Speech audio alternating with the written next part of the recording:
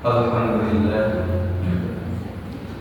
alhamdulillahilladzi hadana li hadza wa ma kunna linahtadiya laula an hadana Allah. Asyhadu an la ilaha illallah wa asyhadu anna Muhammadan abduhu wa rasuluh allazi la nabiyya ba'dahu, amma ba'd. Puji dan syukur pertama kita sampaikan kehadiran Allah Subhanahu wa taala. Alhamdulillah, di malam Ahad kedua Allah menakdirkan kita bisa bertemu, bermuajah masih dalam kegiatan pasangan kajian Sabtu malam Ahad. Baik Bapak dan Ibu yang dimuliakan Allah, kemarin kita telah membahas, mempelajari dua hadisnya terkait dengan bagaimana turunnya wahyu kepada Rasulullah SAW. Berikutnya kita akan bersama-sama mempelajari dan mengkaji hadis yang ketiga. Kita akan bacakan. Bismillahirrahmanirrahim. Hadatsana Yahya bin Bukayr, telah menceritakan kepada kami Yahya bin Bukayr. Qala, ia berkata, hadatsana, telah menceritakan kepada kami Al-Laitsu, an Bukayr. Lais menerima dari Bukayr. Ani Bani Syihab, Bukayr menerima dari Ibnu Syihab. An Urwata Bani Zubair, Ibnu Syihab menerima dari Urwah bin Zubair. An Aisyah, dari Aisyah Ummul Mukminin, ibunya orang-orang yang beriman. Annaha, sesungguhnya Siti Aisyah, qalat, ia telah berkata, awwalu, pertama, ma udi abi, awal mula Rasulullah SAW minal wahyi, pertama Rasulullah menerima wahyu, kata Siti Aisyah, diawali dengan ar-ru'yas shalihah. Jadi sebelumnya Rasulullah bermimpi dan mimpinya yang baik. Jadi diawali ketika Rasulullah menerima wahyu itu dengan ru'yas shalihah. Ru'yas shalihah fi naumi, maksudnya mimpi.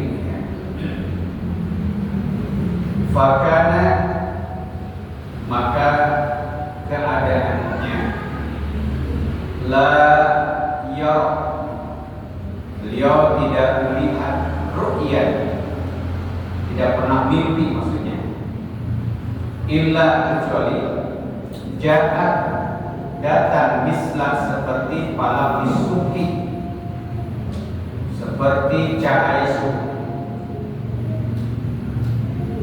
Ini menjelaskan tentang awal mula Rasulullah menerima wahyu itu.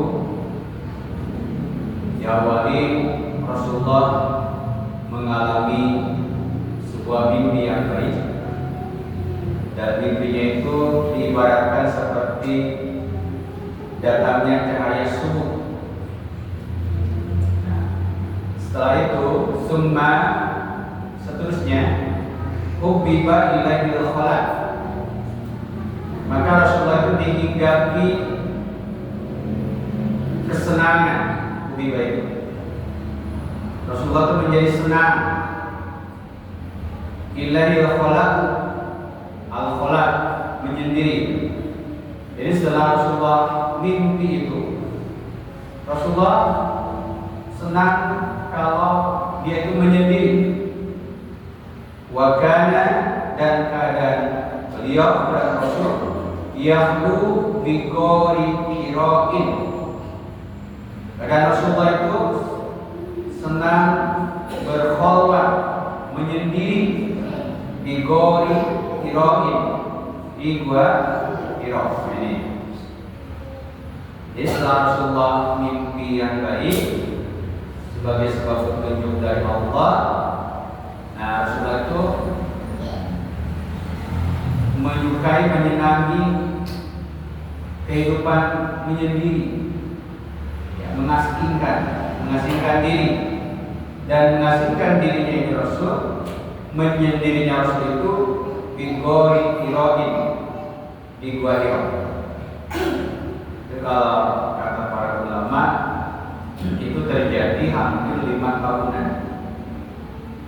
Jadi Rasulullah itu berkholwat, menyendiri itu hampir 5 tahunan. Dari usia 35 tahun sampai usia 40 tahunan. Apa yang dilakukan Rasulullah ketika di Hira? Fayatahannasu fi. Rasulullah bertahanus, maka beliau bertahanus di sana, maksudnya di gua Hira. Bertahanus itu apa? Wa huwa at-ta'abbudul layali zawatil adad. Beliau Rasul at-ta'abbudul layali, beribadah pada waktu malam, zawatil adad, beberapa malam. Ya. Jadi tahanus itu artinya beribadah, bertakarrub, ya, mendekatkan diri kepada Allah. Tahanus ya. Dijelaskan tahanus itu at-ta'abbud al-layali, beribadah pada waktu malam. Layali itu bentuk jamak dari lail, di beberapa malam. Jadi bukan 1-2 malam ya, beberapa malam. Ya, di sini saya dikatakan dawatil adad, beberapa bilangan, maksudnya beberapa malam. Qabla, sebelum ayan zi'an ila ahli, nah, sebelum beliau pulang ke keluarganya. Jadi Rasulullah berkholwat di Hira beberapa malam sebelum beliau pulang ke keluarganya. Itu Rasul menghabiskan menyendirinya di gua Hira. Wa tazawwadu bizalik, dan Rasul berbekal, menyiapkan bekal bizalik untuk hal itu. Jadi untuk berkholwat itu Rasulullah menyiapkan perbekalan. Jadi sudah terbiasa, jadi Rasul bawa bekal selama di Hira untuk makan, untuk minum, nah itu dibawa dari rumahnya. Summa, kemudian yarji'u ila Khadijah, ia pulang kepada Khadijah. Fatazawwadu li istihad, kemudian Rasulullah menyiapkan bekal di istihad yang seperti itu. Hatta ja'ahul haqq, sehingga datanglah hak kepadanya. Sehingga datanglah hak kepadanya, kebenaran datang kepada Rasulullah SAW. Wa huwa, sedang beliau fi gori Hira'in, di Hira. Jadi dalam atau ketika Rasulullah itu berada di Hira. Faja'ahul malaku, maka datanglah kepadanya malak. Malak di sini maksudnya malaikat Jibril. Malak pun bentuk mufrad ya. Kalau malaikat itu kan bentuk jamak, bentuk mufradnya satu orang malaikatnya disebut dengan malakul al-malak. Nah, malak Jibril datang kepadanya ketika Rasul ada di gua itu.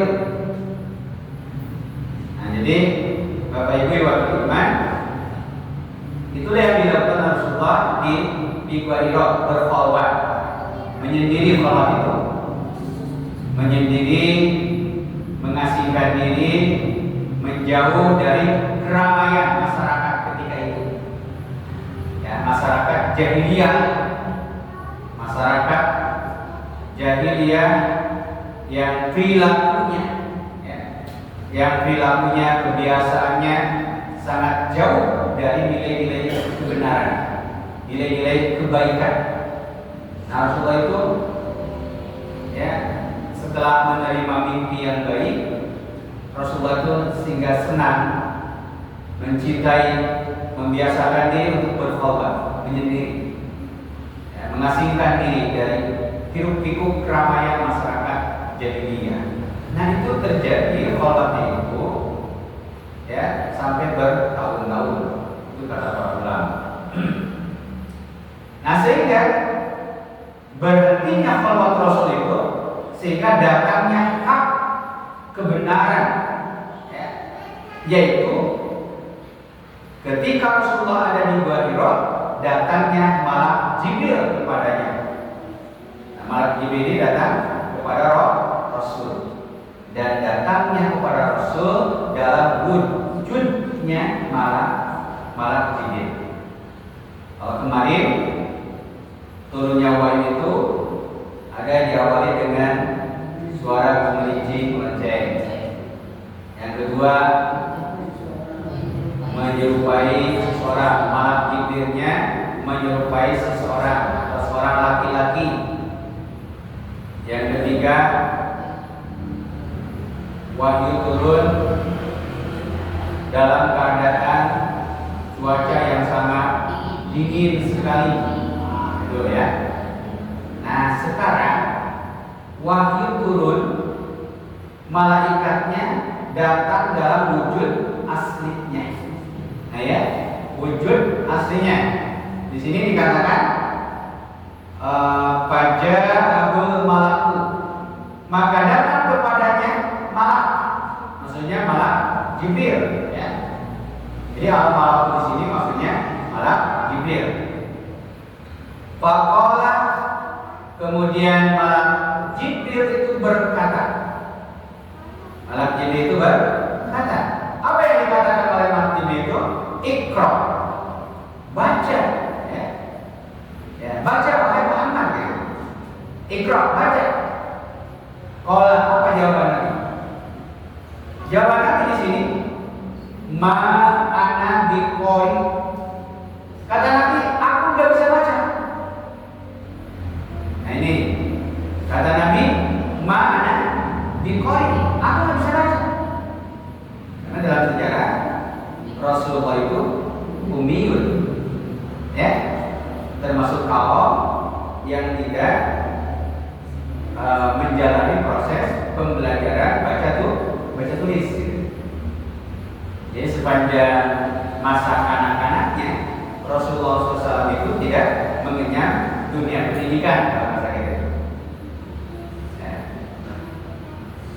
Ditinggal dalam kandungan oleh ayahnya, ditinggal usia 6 tahun oleh ibundanya, kan?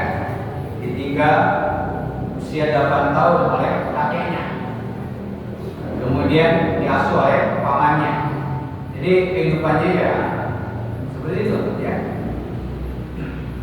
Ini pun nanti kemudian sejarah ini sebagai bentuk bantahan. Bukti sejarah Rasulullah itu ummiyun sebagai bentuk bantahan bahwa Al-Quran itu bukannya buatan Nabi, tetapi Al-Quran itu adalah wahyu Allah Subhanahu wa Ta'ala. Ya. Kita lanjut. Jadi kata malak Jibril itu, Iqra, baca oleh Muhammad. Apa yang dikatakan oleh Muhammad ketika itu? Ya, ma ana biqari. Kata Rasulullah, aku tidak bisa baca.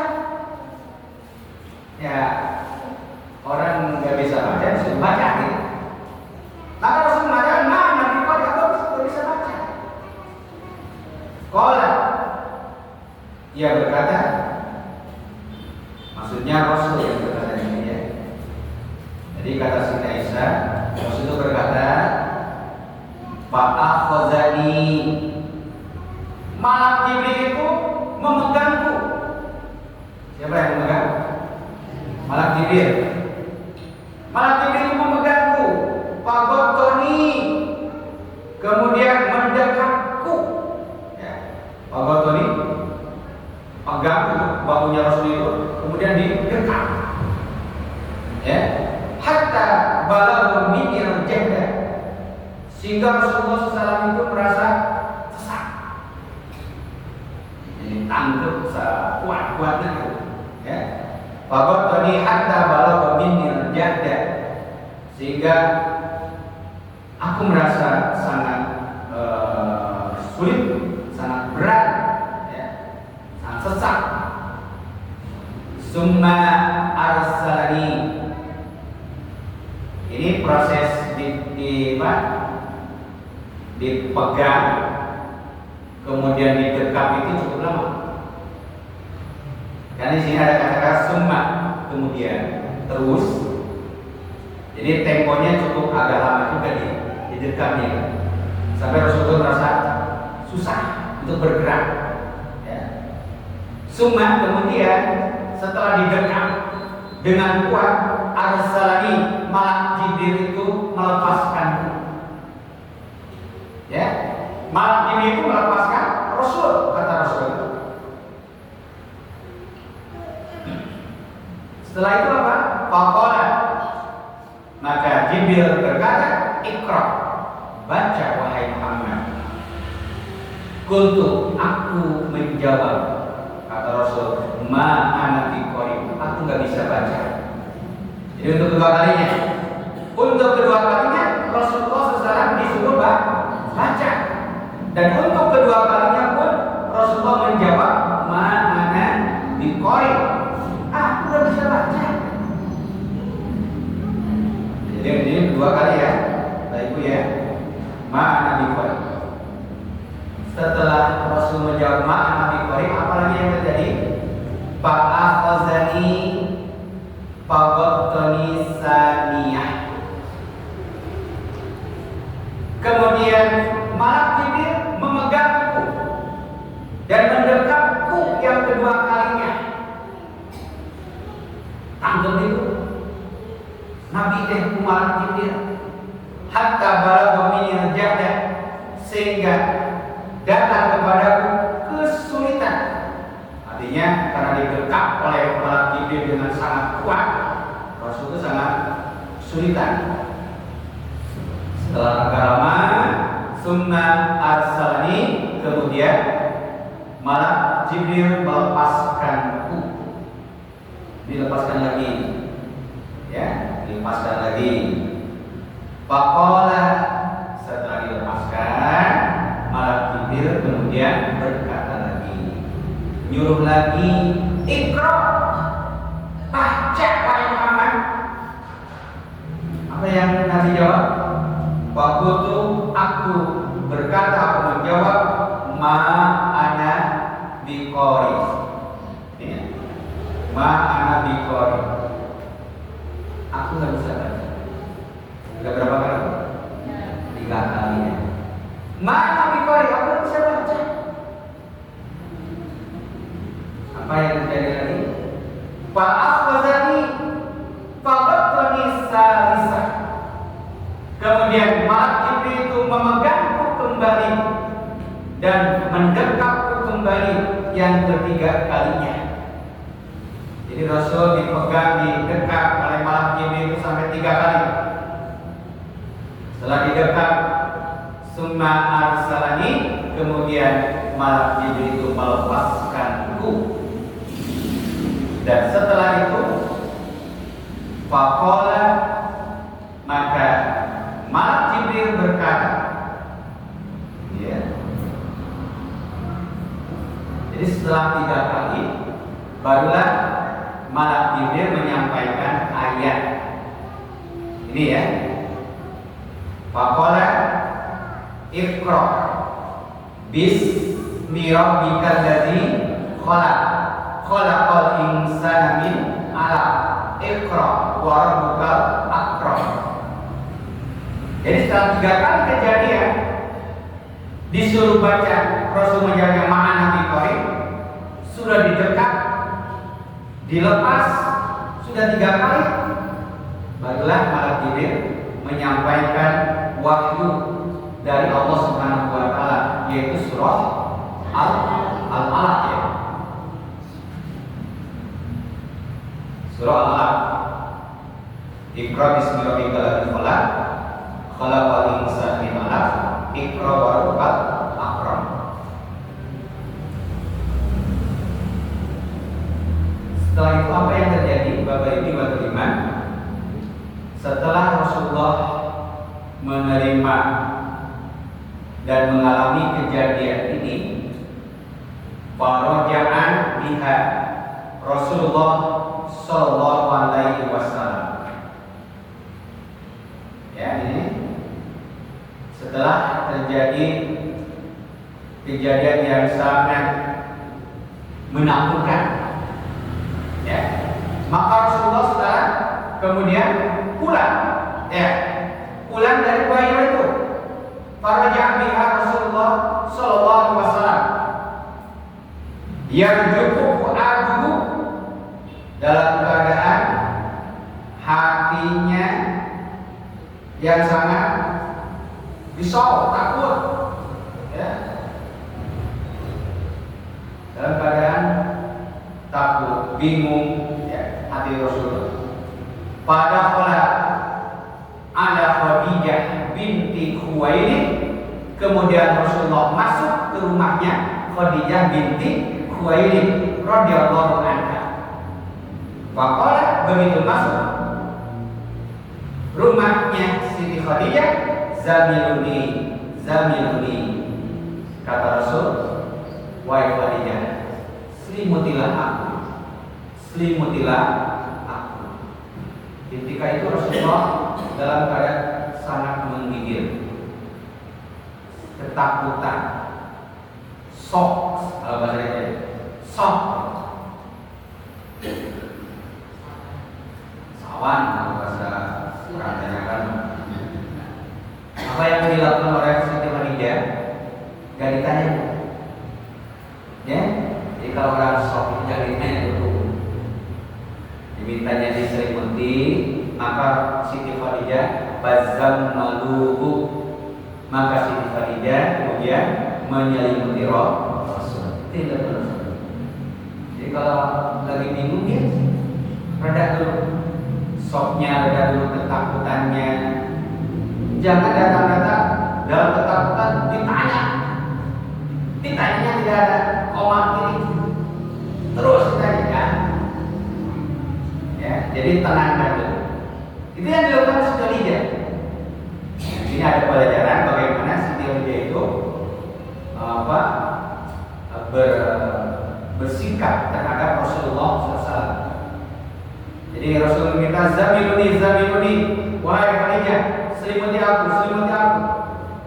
Kemudian fazam malu, Siti Khadijah kemudian menyelimuti Rasulullah SAW hatta sehingga, ya, hatta zahaba anhu raw, sehingga hilang ketakutannya, ya, sehingga hilang ketakutannya dari Rasul sampai reda. Nah, barulah kalau sudah reda, Bapak Ibu, kalau sudah reda, faqala, ya, li Khadijah, kemudian Rasulullah berkata di Khadijah kepada Khadijah, fa'akhbarha, dan Rasul mengabarkannya al-khabar, berita, kejadian, peristiwa yang terjadi. Nah, barulah Rasulullah setelah reda, setelah hilang ketakutannya, sudah membaik situasinya, barulah Rasul ngomong ke Khadijah. Jadi Khadijah pun tidak tanya-tanya macam-macam. Jadi Rasulullah dalam keadaan takut dan menggigil itu ya dibiarkan sampai Rasulullah itu kembali dalam keadaan normal. Itu yang dilakukan oleh Siti Khadijah. Barulah setelah ketakutan hilang dari Rasulullah, Rasulullah berkata kepada Khadijah, wa akhbarahal khabarah, dan menyampaikan kabarnya, menyampaikan peristiwa yang terjadi.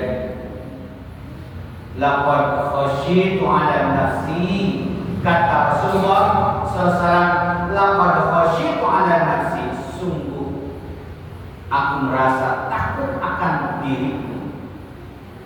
Ini yang dikatakan Rasulullah. Ya, jadi Rasul mengatakan kepada si Khadijah, laqad khasyitu 'ala nafsi, sungguh aku merasa takut akan diriku dari kejadian yang terjadi pada diriku tadi. Aku merasa takut, wahai Khadijah. Apa kata Khadijah? Ini luar biasa Khadijah. Faqalat Khadijah. Kemudian Khadijah menjawab, berkata dia, kala, sekali-kali tidak. Wallah, demi Allah, ma yukhzikallahu abada. Allah tidak akan pernah menghinakan, ya, Allah tidak akan pernah menghinakanmu, wahai Rasul, wahai Muhammad. Ya, Allah tidak akan pernah menghinakanmu abada, selamanya. Tidak mungkin, tidak mungkin, wahai Muhammad, wahai Rasul. Jadi ketika itu bahasanya mungkin tidak bahasa Rasul, ya, karena belum diangkat menjadi apa? Si Khadijah juga belum tahu bahwa kejadian itu ada pertanda kerasulan, belum tahu kan? Jadi kalau bahasa itu mungkin apakah akan atau apa, ya? Tahu? Mungkin kalau di bahasa kita kan, ya. Kalau sekali tidak, wallah demi Allah, ma yukhzikallahu abadan, wahai Muhammad, tidak mungkin Allah menghinakanmu, tidak mungkin, tidak mungkin. Nah ini, jadi apa yang disampaikan oleh Khadijah sebagai bentuk penguatan, menguatkan jiwanya Rasul. Kenapa harus dikuatkan? Kenapa harus disupport? Kenapa harus didorong? Karena Rasul mengatakan, laqad khasyitu 'ala nafsi, sungguh aku merasa takut akan diriku. Jangan-jangan terjadi sesuatu pada diriku dari kejadian di bawah diriku, gitu. Maka Siti Khadijah kemudian menguatkan dengan ucapan kala wallah ma yukhzikallahu abada. Tidak, sekali-kali tidak, demi Allah banget. Ya, ma yukhzikallahu abada, Allah tidak akan menghinakan, mencelakakanmu, wahai Muhammad, selamanya. Kenapa? Sampaikan kepada Siti Khadijah. Alasannya, sampaikan. Innaka la tasilur rahimah. Sesungguhnya engkau orang yang senantiasa menyambungkan silaturahim. Sesungguhnya engkau itu orang yang senantiasa menyambungkan kasih sayang. Masa iya orang yang suka menyambungkan kasih sayang kemudian dihinakan oleh Allah? Gitu. Jadi dikuatkan dengan ungkapan tadi oleh Siti Khadijah, kemudian baru disampaikan. Kenapa Siti Khadijah berpandangan tidak mungkin terjadi sesuatu terjadi pada Rasulullah. Sampaikan satu, innaka la tasilur rahimah. Ini sesungguhnya engkau Muhammad orang yang senantiasa menyambungkan kasih sayang. Satu itu. Kedua, wa tahmilul kalla, dan sesungguhnya engkau wahai Muhammad orang yang senantiasa menanggung beban orang lain. Kalau orang lain susah, Rasul yang menanggung beban. Jadi ternyata Bapak Ibu waktu lima, Rasulullah itu jauh sebelum menjadi Rasul, sebelum menjadi Nabi, itu sikap dan perilaku akhlaknya Rasul itu sangat care terhadap orang lain. Orang yang susah, Rasul yang bantu. Orang yang punya beban, Rasul yang menanggungnya. Ini buat tahmilul kalla. Engkau orang yang suka menanggung beban orang. Wa taksibul ma'dum.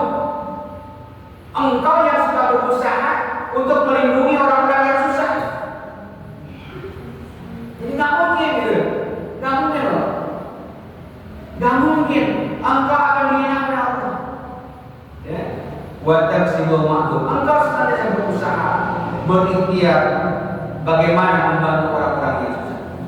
Wa taqrid dhaifa, hingga engkau ketika datang tamu engkau yang menghormat tamu. Ketika tamu datang, apa yang dilakukan olehmu? Engkau senantiasa memuliakan, menghormat tamu. Ini gak mungkin, ya? Gak mungkin Allah menghinakan, merendahkan.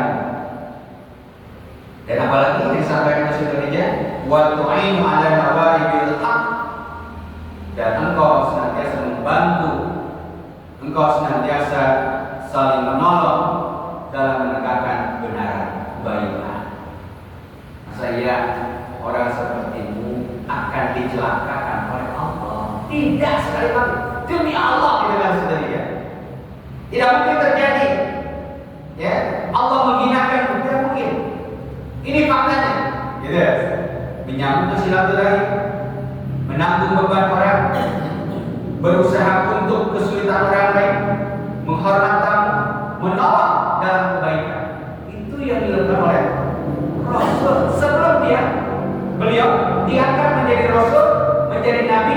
Itu keseharian Rasul, alamnya Rasul. Nah itu jadi diyakinkan dulu.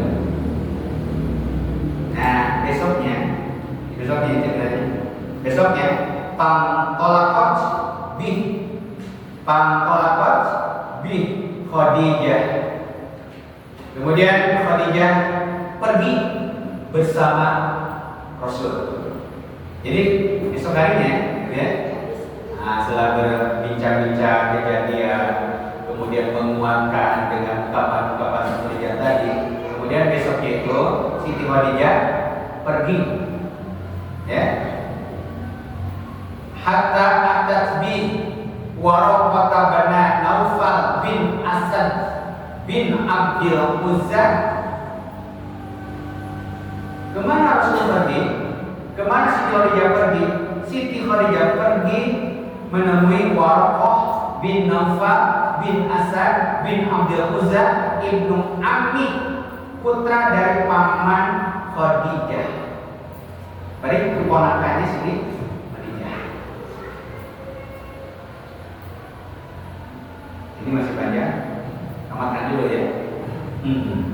Tamatkan dulu ya.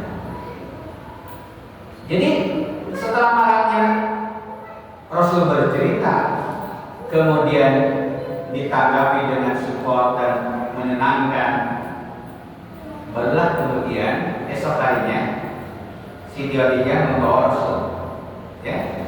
Jadi Siti Khadijah membawa Rasul kepada saudaranya, yaitu Waraqah bin Naufal bin Asad bin Abdul Uzza ibnu Ammi.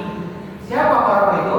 Ibnu Ammi, putra paman Khadijah. Khadijah itu punya paman, namanya Naufal. Pamannya Siti Khadijah itu Naufal. Nah, Naufal ini punya putra namanya Waraqah. Jadi masih saudara. Wa kana Qur'an qad tanassara fil jahiliyah. Siapa Waraqah ini? Waraqah ini seseorang yang beragama Nasrani fil jahiliyah, di zaman jahiliyah ketika itu. Jadi agama apa? Nasrani. Artinya pengikut ajaran Nabi Isa. Ya, itu maksudnya ya. Ya. Jadi Waraqah ini qad tanassara fil jahiliyah. Orang Nasrani di zaman jahiliyah. Zaman jahiliyah itu zaman Rasul ketika itu, tapi Waraqah ini memegang ajaran Nasrani, itu maksudnya. Memegang ajaran Injil. Wa kana yaktubul kitaba Ibrani. Dan Waraqah ini seorang penulis kitab dengan bahasa Ibrani. Jadi Waraqah ini seorang penulis kitab berbahasa Ibrani. Fayaktubu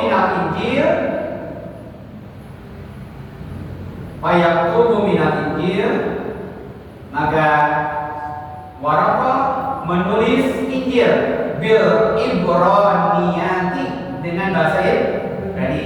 termasuk Injil itu ditulis oleh Waraqah dengan bahasa Ibrani. Masya Allah, ya. Apa yang Allah kehendaki, sesuai apa yang Allah kehendaki. Masya Allah.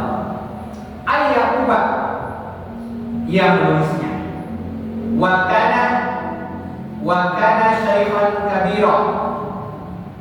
Nah sekarang itu usianya itu sudah tua renta. Jadi ketika ditemui Waraqah ini sudah tua renta. Ya. Saudaranya sebenarnya tapi sudah tua gitu. Ya. Wakana syaikhan kabira. Syaikhan itu artinya orang tua. Kabira itu ya besar, maksudnya tua renta. Ya, kode amiyah sampai dia telah buta. Saking sudah tuanya, matanya sudah tidak bisa melihat. Kode amiyah. Sampailah ke Waraqah. Faqalat lahu Khadijah. Maka berkatalah kepada Waraqah Khadijah itu, ya benar, wahai anak pamanku, Isma, dengarkanlah. Isma, dengarkanlah. Min ibni akhika, dengarkanlah dari anak saudaramu. Maksudnya dengarkanlah apa yang akan dikatakan oleh Rasulullah SAW. Faqala lahu Waraqah.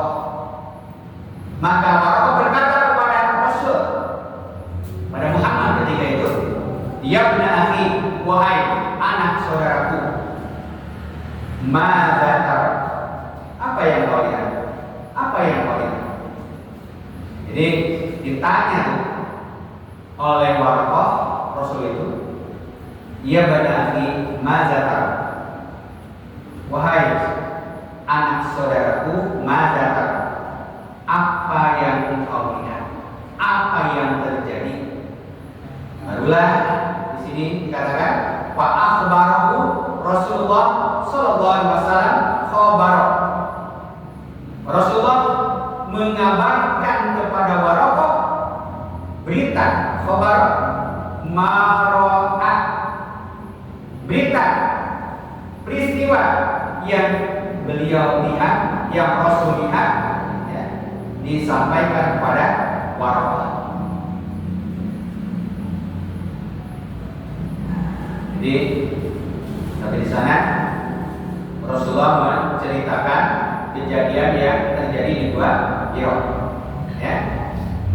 Lalu apa jawaban dari, apa tanggapan dari Waraqah ketika mendengar peristiwa yang terjadi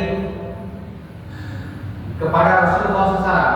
Di sini dikatakan faqala lahu Waraqatu, maka Waraqah berkata kepada Rasul, kepadanya, hadzal namus. Nah ini,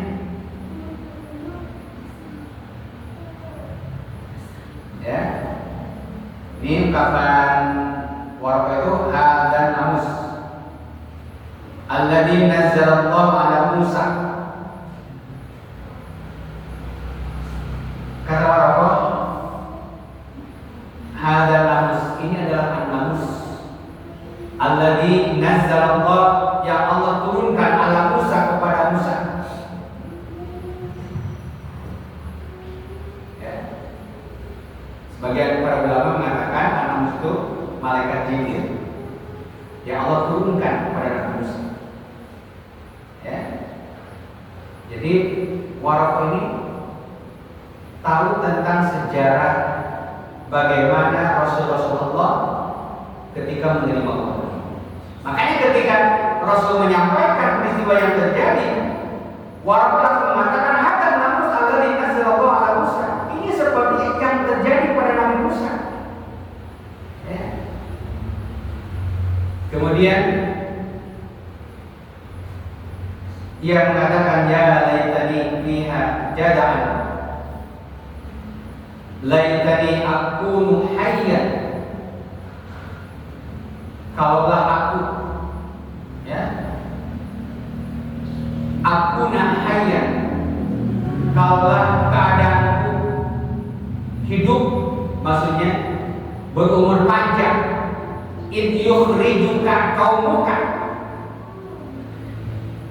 Muhammad, kalaulah aku hidup, kalau aku diberi panjang umur, id yukhrijuka qaumuka, ketika kaummu nanti akan mengusirmu. Ketika id yukhrijuka qaumuka, ketika kaummu nanti akan mengusirmu, maka aku akan membelamu. Faqala Rasulullah SAW, kemudian Rasulullah SAW bertanya, apa yang ditanya Rasul? Awa mukhrijiyah, awa mukhrijiyahu, apakah aku akan diusir oleh mereka? Jadi Rasul tidak tahu ya, Rasul tidak tahu. Kalau orang itu sudah tahu tentang sejarah bagaimana Rasulullah ketika diutus, maka oleh kaum senantiasa diusir. Dan itu yang disampaikan oleh para Rasul. Kalau aku berumur panjang, aku akan menjadi pembelamu ketika suatu saat kaummu mengusirmu, kata Waraqah. Maka Rasul bertanya, awal mukhrijiyahu, apakah mereka akan mengusirku, wahai Waraqah? Qala na'am, kata Waraqah, benar. Lam ya'ti rajulun qattun, tidak akan datang seorang binistin seperti majid, tapi seperti yang datang kepadamu, illa kemudian ya, kecuali akan diusir. Wa yudrikni yaumuka, angsurkan, dan jikalah harimu itu, ya, harimu itu apa itu terjadi kepadaku, maksudnya kalau di hari itu aku masih ada, angsurkan nasran mu'azzar, pasti betul-betul aku akan menolongmu. Kalaulah saat itu ketika kaummu mengusirmu, pasti aku akan menolongmu. Summa lam yanshab Waraqatu an tuwfiya. Nah, kemudian waktu itu tidaklah sampai kepada Waraqah sehingga beliau telah wafat. Jadi apa yang diceritakan oleh Waraqah ketika Nabi diusir-usir, Nabi dilempar, itu tidak teralami oleh Waraqah, karena Waraqah selamat. Beberapa saat kemudian diwafatkan oleh Allah Subhanahu wa taala. Wafat taral wahyu, dan kemudian berhentilah wahyu. Qala Abu Syihab wa akhbarani Abu Salamah bin Abdurrahman anna Jabir bin Abdullah al-Ansari qala wa huwa yuhaditsu an fatratil wahyi. Ini maksudnya, jadi setelah kejadian itu kemudian terjadilah fatrah, masa berhentinya turun wahyu beberapa saat, ya, sehingga nanti turun kembali ketika Rasulullah menerima surah Al-Mudaththir, ya. Nah, Bapak Ibu yang beriman, ini masih ada panjangnya, tapi inti dari hadis yang disampaikan, hadis ketiga ini, poinnya adalah terkait dengan menerima wahyu.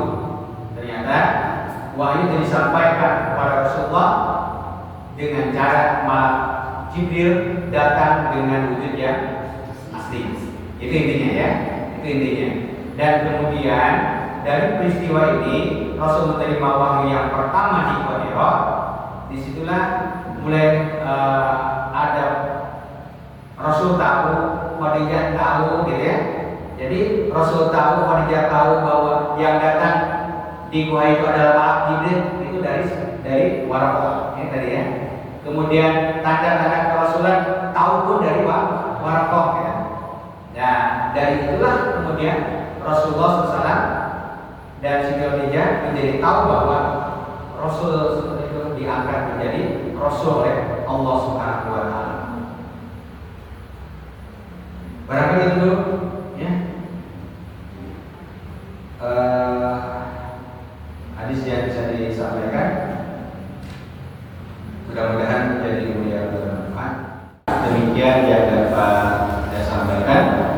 Rabbana hab lana min azwajina wa dhurriyyatina qurrata a'yun waj'alna lil